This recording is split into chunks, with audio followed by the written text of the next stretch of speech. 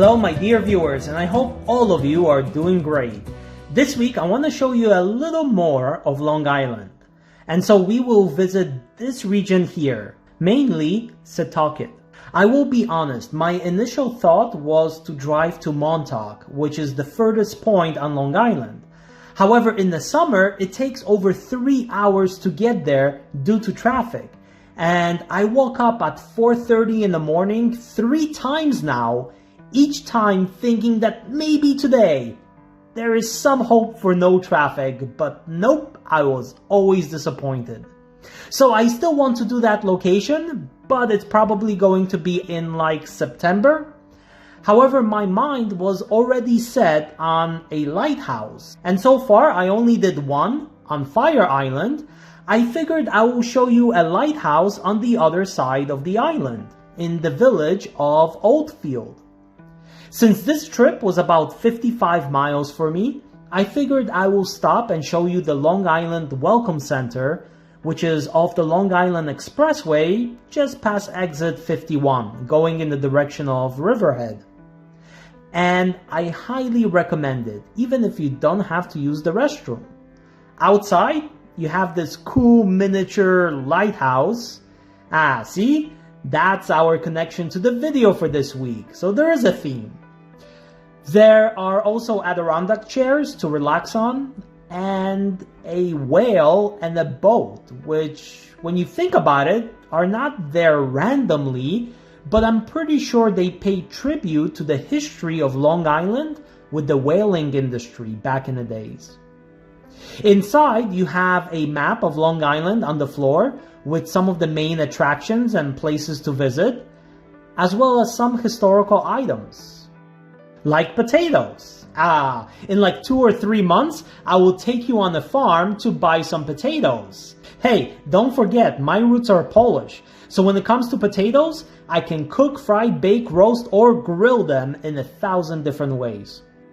So after our stop at the Welcome Center, let's get to the Old Field Point Lighthouse, which is still active in helping to navigate the waters.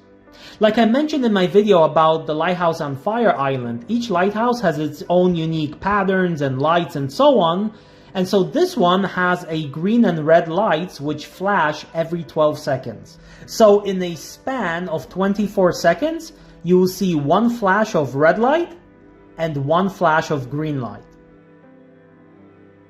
As you see, this lighthouse was built in 1868, although there used to be a lighthouse even before this one on the spot. I think originally built in 1823. So there is a lightkeeper's house and a barn in the back as well, which you get a glimpse of here, there in the back. Today, this lighthouse is connected by a road, people live right by it, and just in general, with the use of cars and modern technology, this is not some isolated point on the map. However, 100 years ago, it was. And so next to the lighthouse, they needed to build like a barn to keep the horses and wagons in case the lightkeeper needed to get supplies from town. It's not like today they could get Amazon to deliver packages right to the front steps. But the other thing you see in these older photos is that the section right below the light on top used to be white, and now it's black. I don't know, maybe it's just me, but I think it looked better before with that white contrast.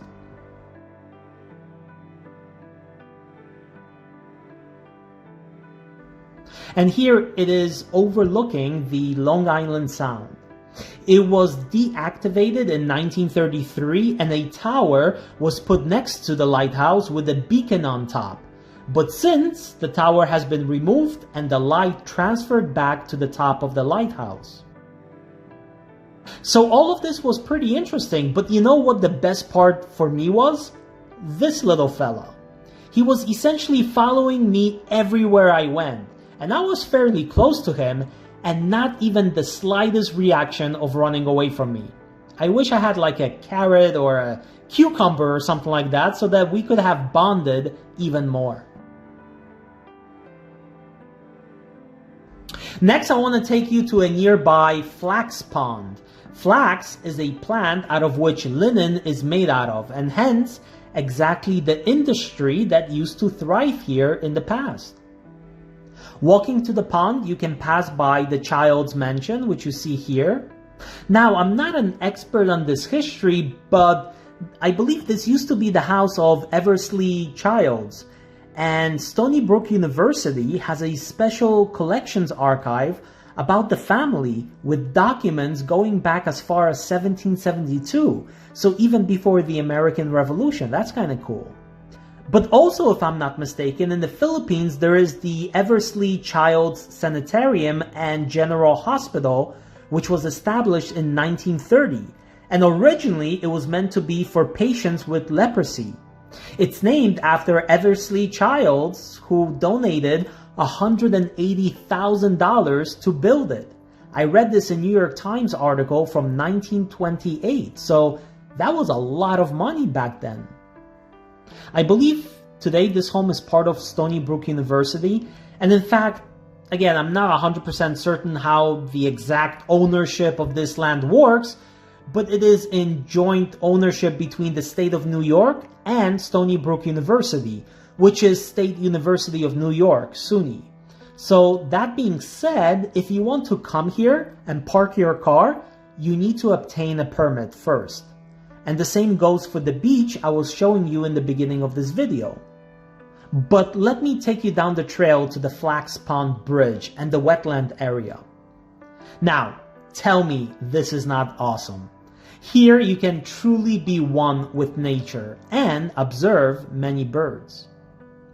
Now, if you don't want the hassle of obtaining permits and parking your car here and all of that fun stuff, I would suggest the Sagamore Hill House, which was the home of President Theodore Roosevelt. It was one of the earliest videos I made on this channel, but if you take a trail there, you will also end up in a very similar location you see here, with wetlands and a bridge leading you all the way to the beach itself. So a place like that would be easier to access for most people. I even like the fact that you have this older fence here, which is really preserved nicely. You see, there's no nails, just wood. Here's a replacement piece, and honestly, I would have even stained it to blend it a little bit more with the original, like maybe with coffee grounds or something like that, but still, it looks cool. Okay, let us drive into town and just see some of the interesting historical things this area has to offer. First up, Patriots Rock. The rock commemorates the Battle of Setauket in 1777 during the American Revolution. Once the area fell under the British control, colonists crossed from Connecticut to attack the British, which occupied a nearby church, using it as a sort of fort. Fighting occurred around this spot to take the British position, and as it all unfolded, it was really a draw between the two sides. However, the colonists feared British reinforcements will be coming, and they crossed back into Connecticut, backing down. But I guarantee the British stationed here probably slept with one eye open after that engagement. Literally across the street from here is the Melville Memorial Park, but before we go in there, oh, there is so much more to see by the Patriots Rock. So first, let's go to the left, where literally on the corner we have Tyler's house, a great example of American farmhouse from the 1700s. Although we always have to remember that many of these older homes have also been modified over the years or had sections added to them. Like here, I know that the porch was added a few years later, but still in the 1700s. Just behind this house, as we continue walking, there is the Setauket neighborhood house, where you see the date of 1720 on display. So another example of 18th century home. Anyone interested in these older homes or colonial era history, this place is a must visit.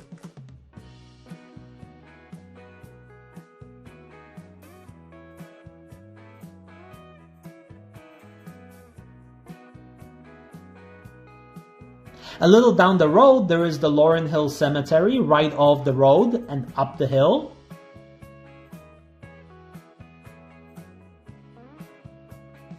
As you see here, there are some really old graves, like from 1883 or 1876, as you see here, but I believe this is still an active cemetery, and I did see recent graves.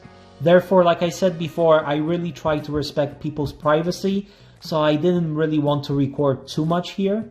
But next to it is the Bethel AME Church.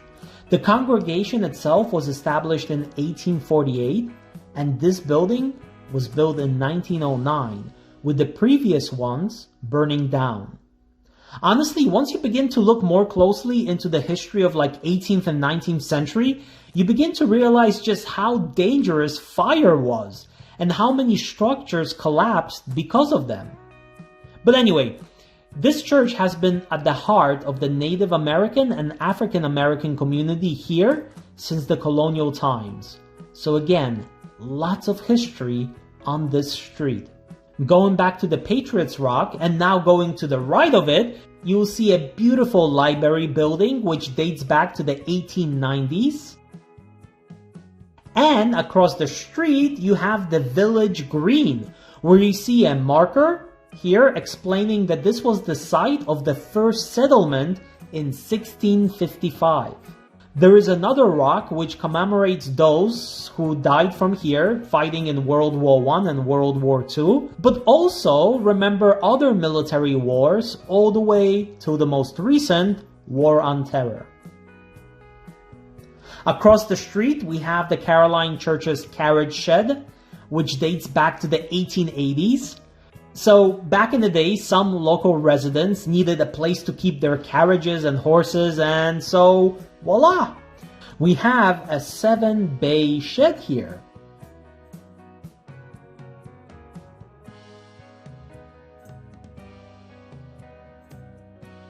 Check this out. In the back, we have the names of which bay belong to who. So that's interesting.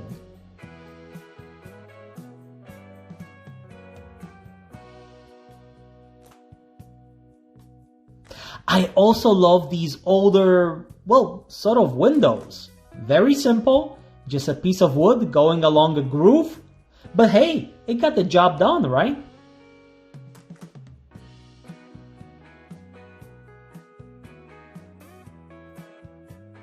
But this stands right next to the Caroline Episcopal Church, as you see here, founded in 1723.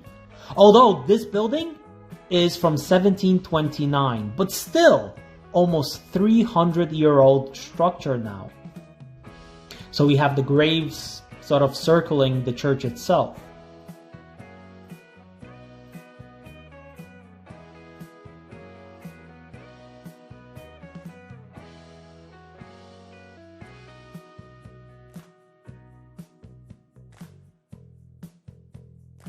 Okay, let's finally walk into the Frank Melville Memorial Park. It opened in 1937 thanks to the efforts of the wife and son of Frank Melville as a memorial to their husband and father. As we enter the park, we have the base house, which today can be used for special occasions like weddings, for example. Frank Melville is going to be a familiar name to some, as it's the name of the main library in Stony Brook University. His son, Ward Melville, donated land and money in the 1950s to establish Stony Brook University, and hence the library is named in his father's memory. Frank Melville founded the Melville Shoe Company, which eventually became CVS stores, and at one point even owned Marshall stores. But walking towards the pond, we have the grist mill, which grinded cereal grains into things like flour, for example.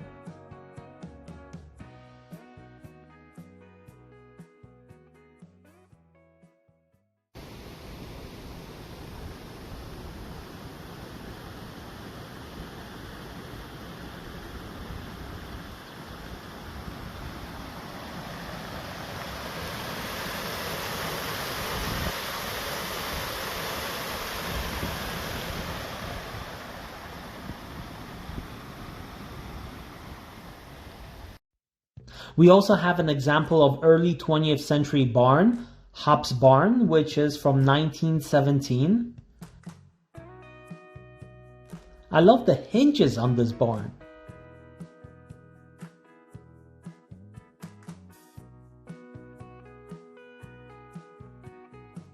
We also get some old school farming equipment next to it.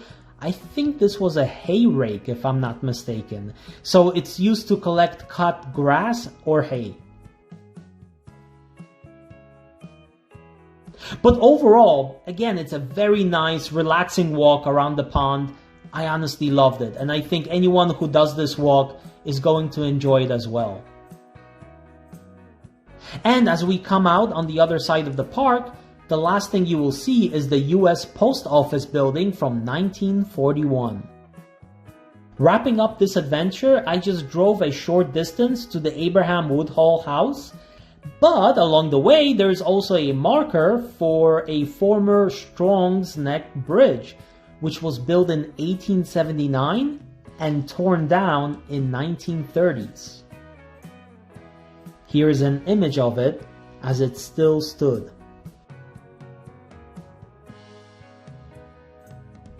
And finally, Abraham Woodhull's house, who was a primary member of the Long Island spies who tracked the movements of the British and reported it back to George Washington, the commander of the Continental Army. The house was built in 1690, but once again, eventually it burned down. And we are today left with only the marker to remind us of the past in this location. I hope you enjoyed this video and you saw something you didn't see before. And like always, come back next Sunday as we will explore another location here in New York. Till then, stay safe out there.